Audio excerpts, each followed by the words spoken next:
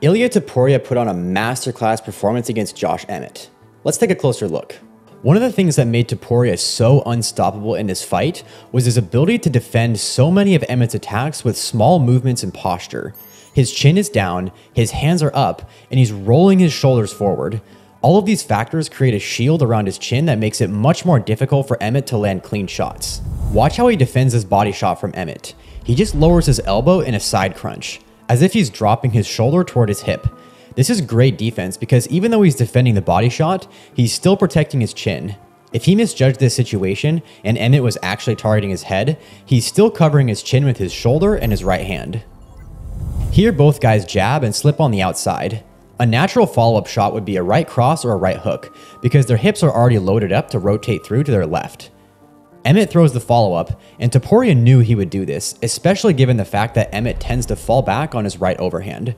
So instead of trading with him, Topuria slips and looks to land after Emmett is overextended. This is another thing that Topuria did very well in this fight. He was always anticipating what Emmett was doing so he could be one step ahead. He didn't commit to it, but we can see Emmett might not have been able to defend it because his hands are down, his chin is up, his hips are square, and we can see him kind of go, oh crap, I'm out of position, and put his defense up. This is the first time we see Topuria really try to counter Emmett. Emmett comes forward with a jab, and Topuria slips on the inside.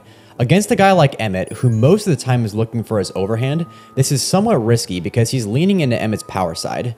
He counters with the right hook, and we can see he comes downward with the hook because he was trying to land around Emmett's jab almost in a corkscrew motion. But what this also does is protect his chin because his shoulder is so high, and we can see he immediately backs out of the pocket to evade any wild punches from Emmett after this counterattack. Here Topuria throws a jab, and we can see once again that even when he's going on offense, he never neglects his defense. Look how he keeps his chin protected by rolling his shoulder forward on the left side and keeping his right hand up on the right side. If Emmett were to slip, either on the inside or the outside and counter up top, Topuria is keeping both sides of his chin protected. The left shoulder especially is important if Emmett were to slip on the inside and try to land his overhand around the outside of Topuria's jab. This is another instance of that same sequence where both guys trade jabs, but this time Topuria actually capitalizes on it. He knows Emmett will try to land his overhand off the jab. As Emmett is throwing the overhand, Topuria puts up a Philly shell. This is an effective stance because you can cover many targets at once. Usually you have to make compromises when you defend. It's difficult to defend your body and head on both sides all at once. In this stance, his right hand is covering his chin, and it can also be used to parry jabs. His right elbow is held tight to his body to defend body shots on the right side. His left hand is held low, which defends his left side and midsection. But because the lead hand is held lower, he doesn't have a hand to block or parry shots aimed at his head from the left side, like Emmett's overhand or cross. So it's crucial for him to keep his shoulder shrugged and to roll with these punches. In this way, the shoulder does the job of redirecting the shot that usually his lead hand would do, and the rolling motion takes away a lot of the steam of Emmett's punch. It's a very efficient way to slip these shots and remain in position to counter. Now, once again, Emmett is overextended, and this time Ilia unloads a counter combination. He eats a left hook from Emmett in the middle of the combo, but ultimately he gets the last shot that does the most damage. Here we see Topuria land a really clean jab that Emmett didn't defend at all, and it appears to stun him. This is the first jab Topuria has landed in this fight that's really gotten Emmett's attention. So a few seconds later, when Topuria feints the jab, Emmett is much quicker to defend it by parrying with his right hand. A natural follow-up shot in response to Emmett defending that feint would be a hook on the same side or to switch targets and aim for the body. So when Topuria drops levels, Emmett really commits to defending a jab to the body. But once again, it was another feint. Now Emmett's hands are down, so a natural follow-up would be to come up over the top. So Emmett brings his hands up, and finally Topuria capitalizes on it by going back to the body. There were many consecutive feints, but they weren't random. Each feint was a natural progression from the previous feint. Feinting a jab to the head brings Emmett's hands up, so Topuria goes down. Then Emmett's hands come down, so Topuria goes back up. Then Emmett's hands come up, so Topuria goes back down. Topuria got good reactions out of Emmett because these feints were believable. Near the end of the first round, both guys landed solid outside leg kicks. It's an effective weapon because both of them have very bladed stances. In order to check these outside leg kicks, they need to be able to turn their lead leg outward so that the kick lands on the hard part of their shin rather than the soft muscle. So the more bladed their stance, the more they're turned in toward each other, the harder it is for them to check these kicks because they have to turn their hips out more. This low leg kick is a weapon that I think both guys could have utilized even more in this fight. If you go watch this fight again, you'll notice that pretty much any time they throw the calf kick, it lands really clean. Occasionally Emmett pulled his lead leg back, but both guys landed with a really high percentage. Ilia was very patient throughout the first few minutes of the second round, mostly relying on his excellent jab. One of the things that Topuria is very good at is stalking his opponents. It reminds me a lot of Alex Pereira. It's a very steady forward pressure that forces their opponents to move backward. But once they no longer have any more room to move, they have to either go sideways or forward. And in order to move forward, they usually have to get into some sort of striking engagement or shoot a takedown. So Emmett spent a lot of the time circling around the outside while Topuria tracked him from the center. Emmett loves his big right overhand, so a lot of the time he would circle to his right to get Ilia to follow him, then he would plant and explode forward to try and catch Topuria while he was moving into that power hand. This is what happened in the big moment in this round, and the biggest moment of the fight thus far. Topuria is stalking forward, and Emmett can feel himself getting backed up to the cage, so he explodes forward with his overhand, and again we can see Topuria rolling that lead shoulder in the Philly shell. In order to generate the most power out of his counter right hand, he needs to have his hips turned toward his right so that he can rotate through as he throws his punch. So rolling to the right accomplishes both the slip and reloading his hips for his counter right hand. And Topuria lands that big right hook that he's been looking for this entire fight. One of the things you'll notice about Topuria is that he leads his punches with his shoulders and his hands follow. And I think this is one of the reasons why he gets so much power behind his punches. Whether or not he was intending for this to happen, the left hook hit Emmett's left hand and created a little opening between his guard for Topuria to land that final cross that got the knockdown. This sequence reminds me a lot of McGregor's performance against Eddie Alvarez. It all came down to anticipating the shots, avoiding the shots in a way that created a favorable position for a counter, and then having the precision to actually land the counter and capitalize on it. With about 30 seconds left, Emmett throws another overhand, and Topuria once again rolls and looks to land his right hook. One of the reasons why the last one landed but this one didn't was a little hop backward that created the space he needed. In this sequence, he didn't create enough space to effectively land the counter. Emmett shuffles forward and to the right with his hands up and his chin tucked, and it almost looks like he's trying to create some sort of reaction from Topuria to bring his hands down and create an opening up top to land a left hook. The problem here is he created a really good angle for Topuria to land a right hand. Emmett still throws his left hook, but Topuria is able to get on the inside and land a right hook over the top. This is one of the problems with Emmett throwing these huge looping shots. For a fast, sharp striker like Topuria, he creates way too much space for Topuria to get on the inside, and it takes too long for his punch to find the target. Topuria ends up landing on the back of the head here, but there really wasn't anything he could do to avoid it. He landed a few heavy shots on the ground, and Emmett was on shaky legs going into the third. In round 3, Topuria was winning the points on the feet with his jab, and again he controlled the center of the octagon for the majority of the round. Near the beginning of the round, we actually see a pretty good counter from Emmett. Both guys trade jabs, and just like every other time they both throw jabs, Topuria expects a follow-up shot from Emmett before throwing a counter. But this time, Emmett's wise to it, and this is clearly a really bad spot for Topuria. He committed really hard to the counter right hand, and Emmett was in a perfect position to land a massive overhand right. Fortunately for Topuria, most of it lands on his neck and only part of it lands on his jaw, but this could have been really bad. The reason why this sequence was so dangerous for Topuria is because he was countering off of Emmett's lead hand. When Emmett threw his lead left hook, he was in a pretty good position for Topuria to counter him, but in the chance that it didn't connect, Emmett is also primed to land a right hand because his hips are already facing in the right direction for him to throw a right hook or a right overhand. We can look at another example about a minute later where Topuria counters off of Emmett's right hand instead of his lead hand, and we can see why it's much safer. When Emmett throws his right hand and Topuria rolls underneath it, Topuria is in a really good spot to counter it again, and his right hook just barely glanced off of Emmett's head. But see how Emmett is facing out? Topuria is basically in the same spot he was last time, but Emmett is in no position to throw a counter in the event that Topuria misses. And even if he wants to keep trading, he'd have to roll back to his right, which is exactly what got him knocked down in the last round. So Emmett plays it safe and just exits out to the left. But we can see how Topuria, essentially throwing the exact same right hand, was so much safer when he was countering Emmett's overhand right versus his lead left hook. Both guys enter into an exchange here in the pocket.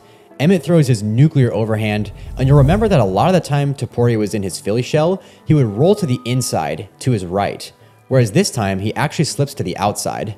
The difference is that now he's not really in a good position to throw his right hand, like he has been in most cases in this fight, because he can't really turn his upper body to his left much more, so instead he has to counter with his left hand. This would be an awesome time to land a body shot, because Emmett has no way of defending it. He could also aim for Emmett's head, but Emmett's shoulder is protecting his chin, so it's much more difficult than that body shot to land flush. And we can see that's exactly what happens. His left hook gets deflected by Emmett's right shoulder.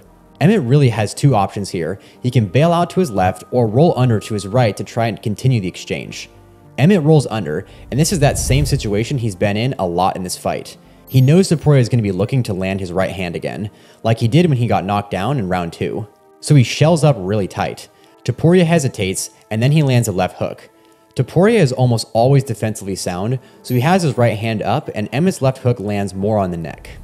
They enter into another explosive exchange here, and you'll notice that these almost always happen when Topuria has his opponents backed up to the cage. Topuria rarely initiates these shootouts in the center because his opponents always have the option of backing out. But here, Topuria has the option to back out, but Emmett doesn't. If his opponents don't want to engage, they have to circle around to the outside, in which case Topuria always follows them and keeps them on the outside. So eventually they kind of have to engage, and that's where it gets dangerous because Topuria is so good at trading in the pocket like this. He's very patient when the fights are in the center, relying more on his jab and his outside leg kick, but he's always stalking his opponents to eventually get them here where he can land his power shots. This particular exchange starts with both guys throwing a lead hand left hook. As always, Topuria is being very responsive defensively, so Emmett's left hook deflects off of his right hand.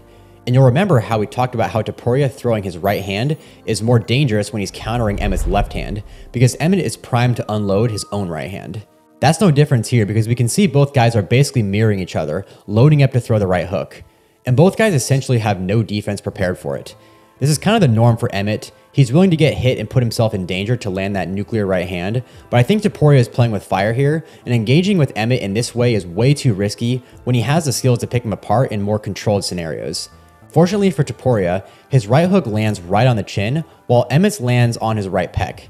If you go back and freeze it right at the point where both guys start throwing the hook, you'll see that Topuria always leads with his shoulder and his hips, even more so than Emmett, which is why he's able to land with so much power. You'll also see that he keeps his arm nice and tight at a 90-degree angle, so all the force behind that punch is being supported by his entire forearm. All of that impact is being absorbed by Emmett's face. If his arm were more extended, it would be harder to keep his hand from moving backward and absorbing some of the shock of the impact. This is also one of the reasons why Pereira generates so much power with his hooks. He rarely reaches for his hooks, and he always keeps them short and tight. One of the problems Emmett was having was that he was telegraphing a lot of his attacks. Here Topuria again has Emmett backed up against the fence, so he's likely anticipating some kind of attack.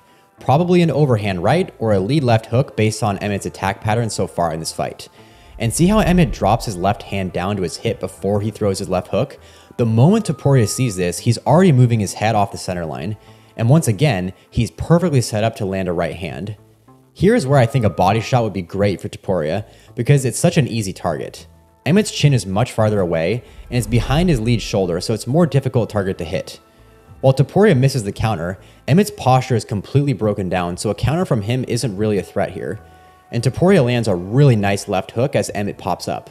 This exact sequence happens again almost right away. Emmett loads up for his lead left hook with a huge windup, Topuria sees it coming, moves out of range, then plants and throws the counter right hand. Unlike the last one, this one landed. But you can see that if Topuria missed the counter, that overhand is still a threat like we saw in the opening sequence of this round. Topuria's defense is so smooth here as Emmett tries to land a body shot followed by a left hook. Rolling that lead shoulder forward not only deflects that body shot, but he's also already fading away from that follow-up left hook. And then he brings up his right arm, which perfectly defends that left hook. It's really clear here that Topuria was just one step ahead of Emmett in all of these engagements. We already talked about the Philly shell a few times, but there's two examples near the end of this round that are just too good to gloss over. Topuria was always anticipating Emmett's counterattacks. When he throws this jab, if Emmett slips on the inside, he's likely going to counter with his left hand, or with some kind of corkscrew overhand over the top of Topuria's jab.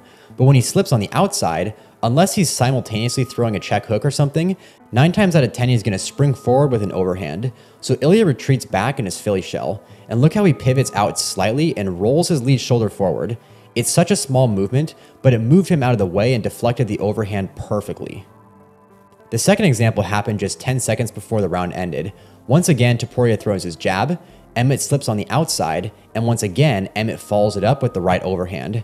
And with just a small pivot and rolling that lead shoulder forward, Emmett completely whiffs him, and he shuffles back just barely out of range for the next left hand. But even if he got hit, he's protecting both sides of his chin, on the right side with his right hand, and on the left side with his left shoulder. Going into round 4, it seems like Topuria has already put all the pieces together, but this round was a rare instance of a 10-7 score, so even through the first 3 rounds, he hadn't quite reached the ceiling yet in this fight. There's a lot of the same great things he's been doing throughout this fight: his jab, his excellent defense and head movement, and of course controlling the center of the octagon. We've already talked a lot about that stuff, so we're going to skip to the big moments where he really started to break Emmett down. The beginning of the end was here at 1 minute and 20 seconds left. Topuria throws a simple 1-2. Emmett defends by shelling up and leaning to the inside. Now at this point, we're all expecting Emmett to throw the overhand right or a lead left hook. Those are his 2 main weapons. Most likely that overhand because his hips are already cocked back for him to rotate out to his left. And we see here that he actually goes to throw that lead left hook. But he left a big opening down the center, and Topuria throws a short little left hook that drops Emmett. It's insane how fast this left hook was. When you're watching in real time, it almost looks like Emmett just lost his footing or something. Both of them throw the left hook at the same time, but one of them was clearly more effective. So let's take a closer look. We're not exactly comparing apples to apples here because Topuria is coming off of a cross, so his upper body is already turned out to his left, which is a much better starting position because he doesn't require any extra setup to be able to turn his hips through with the left hook. Meanwhile, Emmett is facing in the same direction, so for him to throw the left hook, he either needs to rotate his entire upper body to his left or circle his arm back to throw the left hook without much upper body movement. But doing this creates a big opening up the middle for Topuria to attack. Topuria basically keeps his arm in the same spot, but just rotates his body. Topuria makes a significantly shorter movement than Emmett, so he lands way sooner. Emmett also extends his arm out way further than Topuria, which doesn't help his case because that means his fist is traveling in a much larger circle, and he has to cover even more distance than if he were keeping his arm at a 90-degree angle like Topuria. Topuria, on the other hand, throws this hook with his hips and keeps his arm essentially in the same spot, just allowing the rotation of his upper body to do all the work. So not only does he land way sooner because he's covering less distance, but he generates way more power than Emmett would have if he somehow landed this left hook. Once Topuria gets Emmett to the ground, I like how he goes to this leg drag position because it's really difficult for Emmett to regain his guard, and it encourages Emmett to turn over to his stomach. Emmett does a good job of pushing off the fence to scoot his right foot past Topuria's right hip. Once this foot is between Topuria's legs, Topuria no longer has the leg drag. But Topuria was absolutely relentless and very easily dumped Emmett's legs over, this time really forcing Emmett to turn over, and then he landed brutal ground and pound. Emmett miraculously gets back to his feet, but it's not long before Topuria drops him again. Topuria feints a jab, then he drops levels and feints another jab, this time to the body. This is a very effective double feint because it's reasonable for Emmett to assume that Topuria would attack the body after feinting to the head, and we can see how effective this was by how hard Emmett commits to parrying the jab to the body. And this is exactly what Topuria needed to create that opening to land the uppercut.